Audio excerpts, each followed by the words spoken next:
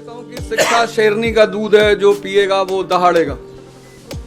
और डॉक्टर सर्वपल्ली राधाकृष्णन जी कहते थे कि दो क्षेत्रों में देश के अच्छे दिमागों को आगे बढ़ना चाहिए, एक शिक्षा और एक राजनीति। सिर पर गमछा बांधकर अपने देसी अंदाज में बच्चों को यूपीएससी की कोचिंग पढ़ाने वाले चर्चित शिक्षक अवध ओझा सर ने आज राजनीति में एंट्री कर ली है। अवध ओझा ने आम आदमी पार्टी ज्वाइन किया है और खुद पार्टी के कन्वीनर अरविंद केजरीवाल ने अवध ओझा को पार्टी की सदस्यता दिलाई है। अवध ओझा सर अपने अलग अलग वीडियो के माध्यम से चर्चा में बने रहते हैं, लाखों में उनके फॉलोअर्स हैं और अवध ओझा सर के कई ऐसे बयान हैं जो सुर्खियों में रहे, कई ऐसे वीडियो हैं जो वायरल हुए हैं और अपने बेबाक अंदाज के लिए जाने जाते हैं। सोशल मीडिया पे कई ऐसे छोटे छोटे क्लिप हैं जिसमें अवध ओझा की कई बातों का जिक्र दिखता है, जिसमें वो बेबाक तरीके से अपनी बातों को रखते हैं और लाखों में फॉलोअर्स हैं, काफी ज्यादा लोग उन्हें पसंद भी करते हैं। चर्चित शिक्षक के रूप में अवध ओझा जाने जाते हैं, यूपीएससी की कोचिंग पढ़ाते हैं, मोटिवेशनल स्पीकर के तौर पे भी जाने जाते हैं और कई बार उनका जो बयान होता है उससे विवाद भी उत्पन्न हो जाता है, क्योंकि अवध ओझा कई मुद्दों पे खुल करके अपनी राय रख देते हैं, जिसके बाद कई वीडियो पे उनका विवाद भी हुआ है। लेकिन चर्चित शिक्षक हैं और आज उन्होंने आम आदमी पार्टी को ज्वाइन कर लिया है। इस वक्त ज्वाइन करने के पीछे एक और जो अभी तक खबरें आ रही है कि फरवरी 2025 में दिल्ली असेंबली में चुनाव होना है और ऐसे में अवध ओझा चुनावी अखाड़े में आ सकते हैं, चुनावी जो पारी है उसकी शुरुआत कर सकते हैं। लेकिन देखिए, अवध ओझा सर काफी ज्यादा चर्चित हैं और अलग अलग मुद्दे पे वो खुल करके अपनी बातों को रखते हैं और अवध ओझा के कई ऐसे वीडियो क्लिप हैं जो सोशल मीडिया पे तैरते हुए दिख जाते हैं, जिसमें वो अलग अलग बातों का जिक्र करते हैं। कई बार उनकी बातों से विवाद भी उत्पन्न हो गया है।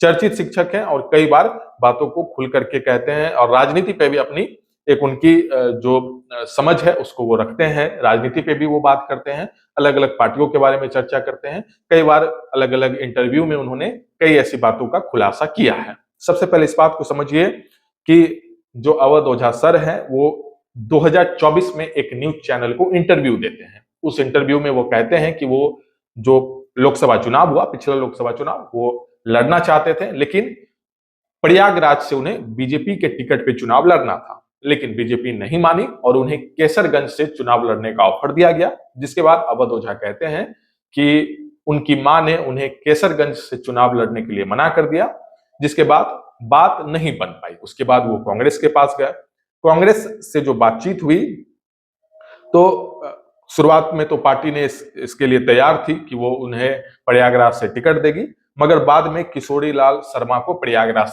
से टिकट दे दिया गया, जिस कारण से वहां पे भी अवध ओझा सर की बात नहीं बन पाई और अवध ओझा सर की राजनीति में एंट्री होते होते रह गई।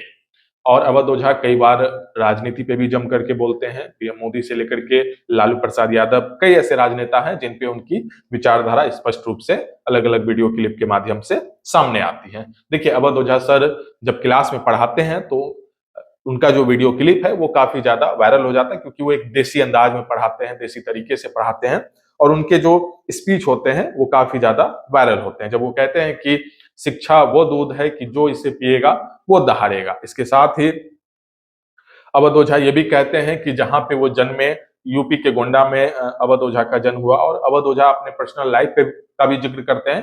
तब अवध ओझा कहते हैं कि जहां पे वो जन्मे वहां पे या तो आपको आईएएस ऑफिसर बनना होता है या नहीं तो एक अपराधी बनना होता है। इस तरह का जिक्र भी वो करते थे और अवध ओझा कई बार अलग अलग विवादों में भी आए। कई बातों को लेकर के जब दिल्ली में एक कोचिंग हादसा हुआ तो वहां पे आपस में ही मतभेद देखा गया कोचिंग संस्थानों के बीच।